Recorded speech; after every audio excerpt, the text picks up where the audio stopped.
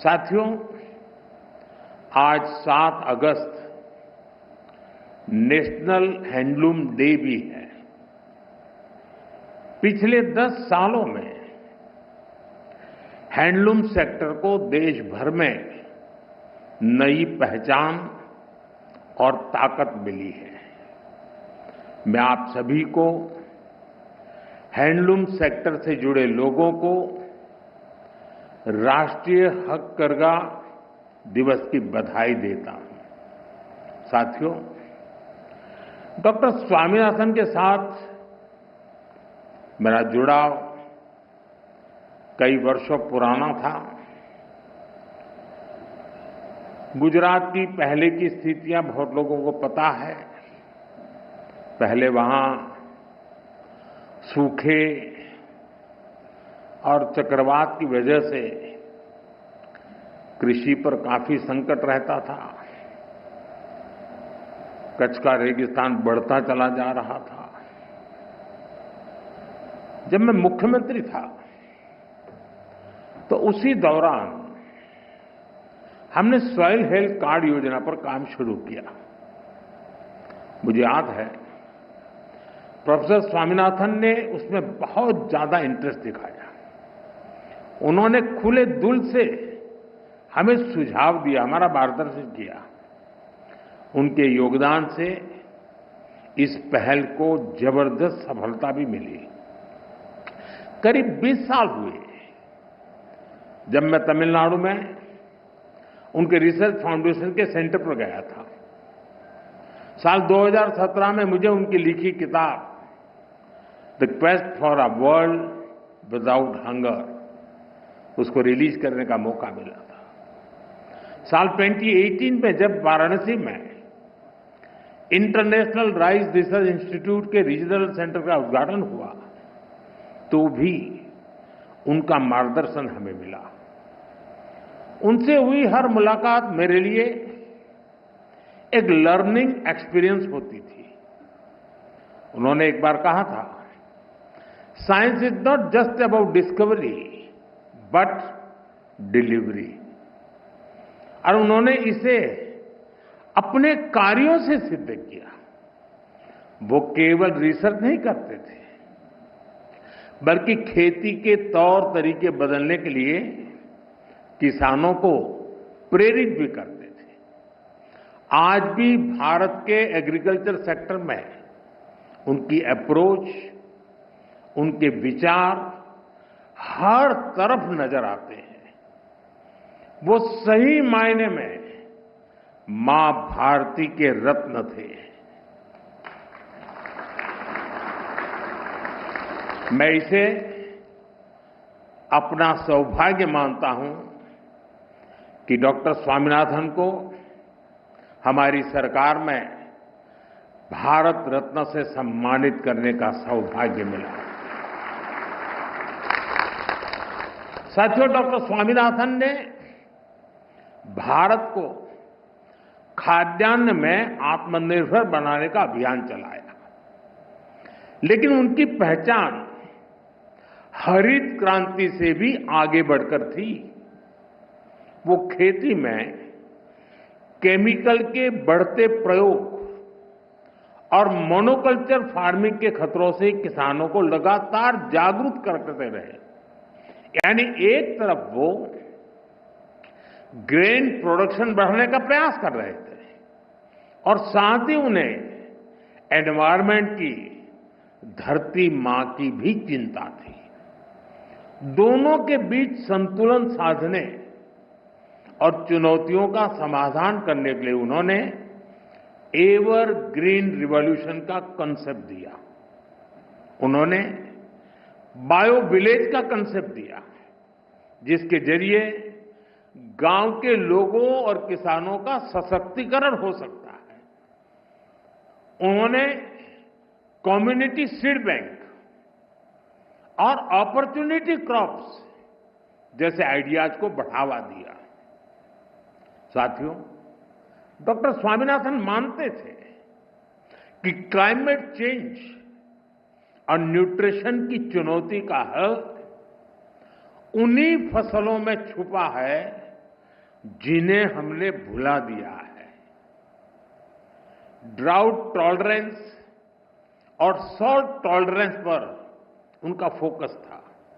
उन्होंने मिलेट्स, श्री अन्न पर उस समय काम किया जब मिलेट्स को कोई पूछता नहीं था। डॉक्टर स्वामीनाथन ने वर्षों पहले ये सुझाव दिया था कि मैंग्रोव की जेनेटिक क्वालिटी को धान में ट्रांसफर किया जाना चाहिए। इससे फसलें भी जलवायु के अनुकूल बनेगी। आज जब हम क्लाइमेट एडेप्शन की बात करते हैं तो महसूस होता है कि वो कितना आगे की सोचते थे। साथियों, आज दुनिया भर में बायोडायवर्सिटी को लेकर चर्चा होती है।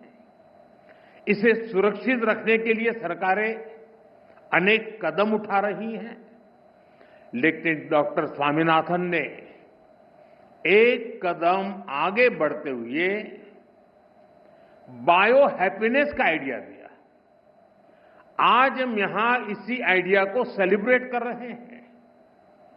डॉक्टर स्वामीनाथन कहते थे कि बायोडायवर्सिटी की ताकत से हम स्थानीय लोगों के जीवन में बहुत बड़ा बदलाव ला सकते हैं। लोकल रिसोर्सेज के इस्तेमाल से लोगों के लिए आजीविका के नए साधन बना सकते हैं। और जैसा उनका व्यक्तित्व था, अपने आइडियाज को वो जमीन पर उतारने में माहिर थे।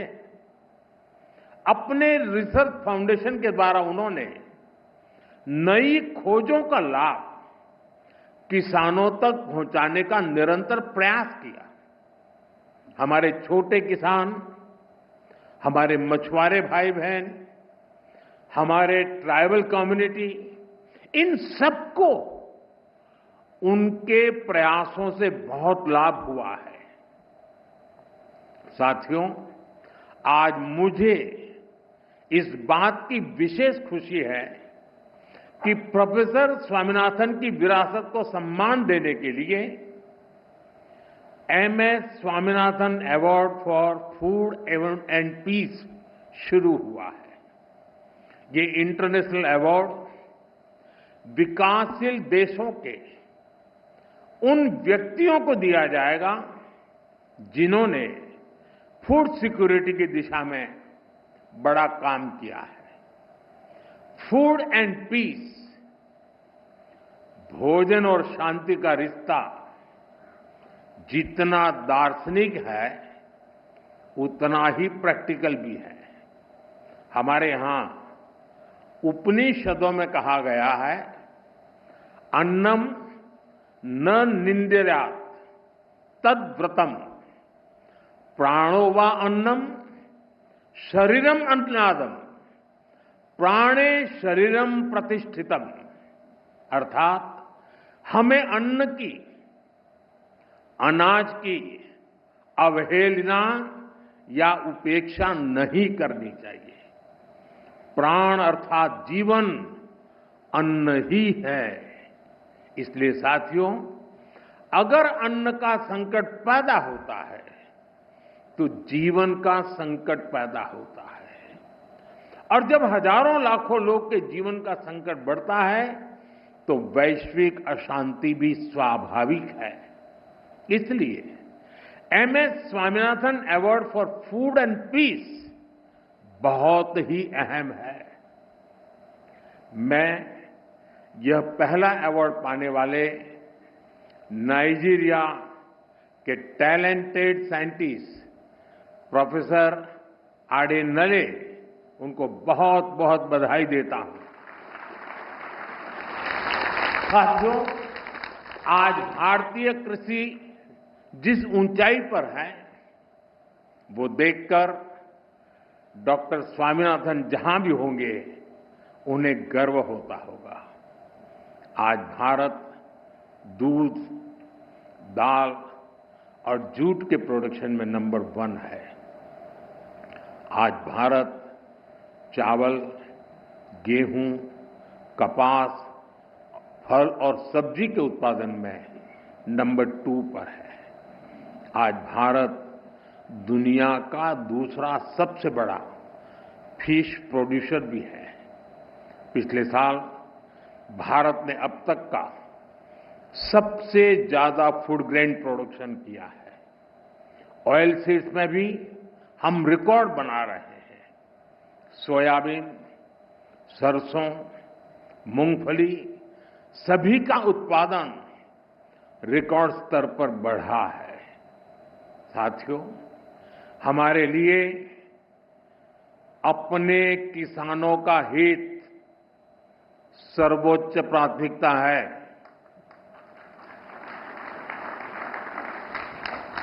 भारत अपने किसानों के, पशुपालकों के और मछुआरे भाई बहनों के हितों के साथ कभी भी समझौता नहीं करेगा।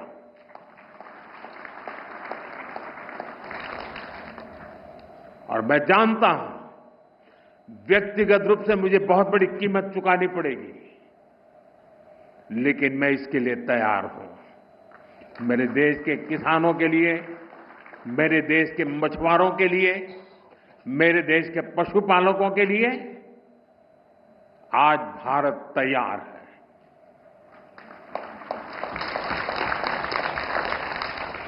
किसानों की आय बढ़ाना, खेती पर खर्च कम करना, आय के नए स्रोत बनाना, इन लक्ष्यों पर हम लगातार काम कर रहे हैं। साथियों, हमारी सरकार ने किसानों की ताकत को देश की प्रगति का आधार माना है। इसलिए बीते वर्षों में जो नीतियां बनी, उनमें सिर्फ मदद नहीं थी, किसानों में भरोसा बढ़ाने का प्रयास भी था।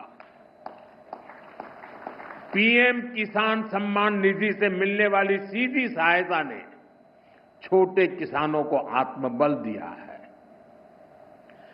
पीएम फसल बीमा योजना ने किसानों को जोखिम से सुरक्षा दी है। सिंचाई से जुड़ी समस्याओं को पीएम कृषि सिंचाई योजना के माध्यम से दूर किया गया है। 10,000 एफपीओस के निर्माण ने छोटे किसानों की संगठित शक्ति बढ़ाई है। कोऑपरेटिव्स और सेल्फ हेल्प ग्रुप्स को आर्थिक मदद ने ग्रामीण अर्थव्यवस्था को नई गति दी है। ई-नाम की वजह से किसानों को अपनी उपज बेचने की आसानी हुई है। पीएम किसान संपदा योजना ने नई फूड प्रोसेसिंग यूनिट्स, भंडारण के अभियान को भी गति दी है। हाल ही में पीएम धन धान्य योजना को भी मंजूरी दी गई है। इसके तहत उन 100 डिस्ट्रिक्ट को चुना गया है जहां खेती पिछड़ी रही। यहां सुविधाएं पहुंचाकर, किसानों को आर्थिक मदद देकर खेती में नया भरोसा पैदा किया जा रहा है। साथियों, 21वीं सदी का भारत विकसित होने के लिए पूरी जी जान से जुटा है और ये लक्ष्य हर वर्ग, हर प्रोफेशन के योगदान से ही हासिल होगा। डॉक्टर स्वामीनाथन से प्रेरणा लेते हुए अब देश के वैज्ञानिकों के पास एक बार फिर इतिहास रचने का मौका है। पिछली पीढ़ी के वैज्ञानिकों ने फूड सिक्योरिटी सुनिश्चित की। अब न्यूट्रिशनल सिक्योरिटी पर फोकस करने की आवश्यकता है। हमें बायो फोर्टिफाइड और न्यूट्रिशन से भरपूर फसलों को व्यापक स्तर पर बढ़ाना होगा ताकि लोगों का स्वास्थ्य बेहतर हो। केमिकल का उपयोग कम हो, नेचुरल फार्मिंग को बढ़ावा मिले, इसके लिए हमें अधिक तत्परता दिखानी होगी। साथियों, क्लाइमेट चेंज से जुड़ी चुनौतियों से आप भली भांति परिचित हैं। हमें क्लाइमेट रेजिलिएंट क्रॉप्स की ज्यादा से ज्यादा वैरायटीज को विकसित करना होगा। ड्राउट टॉलरेंट, हीट रेजिस्टेंट और फ्लड एडेप्टिव फसलों पर फोकस करना होगा। फसल चक्र कैसे बदला जाए, किस मिट्टी के लिए क्या उपयुक्त है, उस पर अधिक रिसर्च होनी चाहिए। इसके साथ ही हमें सस्ते सॉइल टेस्टिंग टूल्स और न्यूट्रिएंट मैनेजमेंट के तरीके से उसको भी विकसित करने की आवश्यकता है। साथियों, हमें सोलर पावर्ड माइक्रो इरिगेशन की दिशा में और ज्यादा काम करने की आवश्यकता है। ड्रिप सिस्टम और प्रिसिशन इरिगेशन को हमें ज्यादा व्यापक और असरदार बनाना होगा। क्या हम सैटेलाइट डेटा, एआई और मशीन लर्निंग को जोड़ सकते हैं? क्या हम ऐसा सिस्टम बना सकते हैं जो उपज का पूर्वानुमान दे सके, कीटों की निगरानी कर सके और बुआई के लिए गाइड कर सके? क्या हर जिले में ऐसा real time decision support system पहुंचाया जा सकता है? आप सभी एग्रीटेक स्टार्टअप्स को भी निरंतर गाइड करते रहिए। आज बड़ी संख्या में इनोवेटिव युवा खेती की समस्याओं का समाधान निकालने में जुटे हैं।